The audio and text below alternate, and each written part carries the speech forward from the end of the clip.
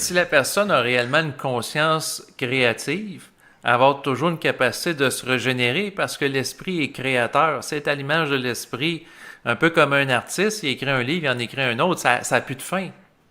Ouais, mais c'est pas ça la vraie créativité. Dans le sens que, moi, du monde qui a une conscience créative, j'en ai pas vu encore. Puis moi, le premier. Dans le sens que, quelqu'un qui a une conscience créative, là, je parle au sens où le vrai mouvement de vie, là. Oui, dans son sens pur, Bon, là. ben lui, il apporte pas d'instruction, il a pas besoin.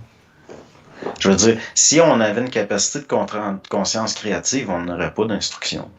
Mais il y aurait Fait quand qu'on n'est même pas une rendu là. vibration qui serait véhiculée. Ouais, mais tu sais, ça serait véhiculé quasiment en cachette. On le verrait pas aller.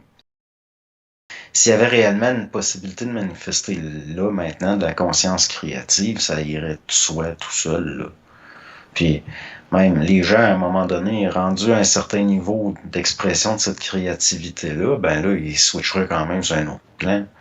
Ils resteraient pas nécessairement dans le plan matériel éternellement. Non, non, mais je comprends ce que tu veux dire. C'est sûr, dans un sens, le plan matériel est limité à comparer du plan morantiel ou nouménal par rapport au phénoménal, pour reprendre d'autres catégories là, en lien avec Emmanuel Kant.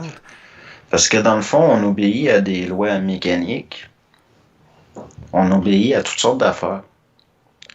Quelqu'un de créatif, c'est simplement que les structures sont plus, c'est plus fluide. Puis il va avoir un mouvement beaucoup plus rapide.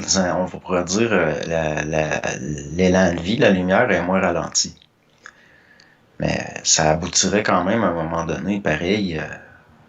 Tu sais, le monde, il vivrait pas éternellement.